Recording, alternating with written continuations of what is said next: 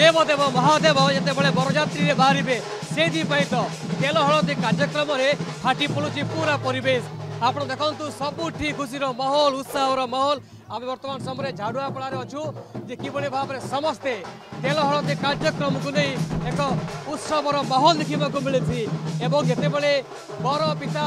घरे बर्तमान समय चली पूरा खुशीर माहौल सेलिब्रेशन एवं खूब कम समय मध्य देव देव महादेव एठार बरजात्री बाहर से तो लोकों मध्य केते खुशी अंचलवासी केते खुशी स्पष्ट भाव में बाहरी पड़ुची एवं जिते हाथ में कम समय अच्छी वो देव देव महादेव को पाई खूब शीघ्र पाई से अनेक कार्यक्रम अच्छी आज बरजात्री बाहर प्रतिज्ञा टी नेबा कारण ये सुजोग भाग्य थे जाए मिले नानी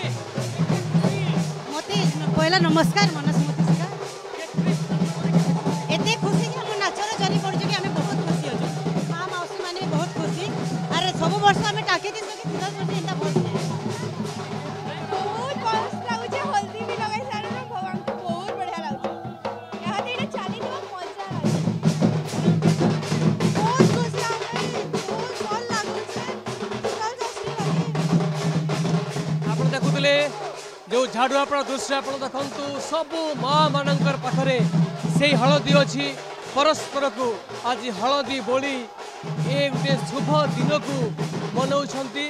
एवं केवल ये नुहे जहाँ देखुले नंदपड़ा कथा कहतु झाड़ुआपड़ा कथा कहतु सेपटे मुदीपड़ा कथा कहतु प्रति कन्या पिता माता हूँ कि बर पिता माता सबुटी एक उत्सवर माहौल उत्साहर माहौल संबलपुर स्पष्ट भाव में बारी पड़ुछि अन्यपटे जिते जहाँ कहती से समस्त अपेक्षा करते मानव दानव यक्ष बानर किन्नर कीट पतंग को धरी बरजात्री बाहर देव देव महादेव एवं से रोषणी बाहर से लोकों मध्य से खुशी स्पष्ट भाव में बाहरी पड़ुछि टिके प्रतिक्रिया नेबा यार भितर खुशी माहौल देखा शिव महाप्रभुंर इटा हल्दी खेल होचे जेटा के लोकनाथ बाबांकर इटा पवित्र शीतल षष्ठी उपलक्षे हल्दी खेला महाप्रभुंकर को हल्दी लगावा लगी सबकर इच्छा थी लेडीज माने आसिक जमिक नाच गाना करी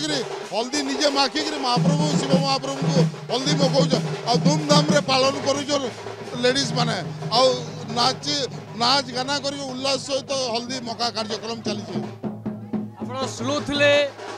सभापति प्रतिक्रिया जो भाव में खुशी मुहूर्त को मनोभरी बिंदास पादरे पाद मिसई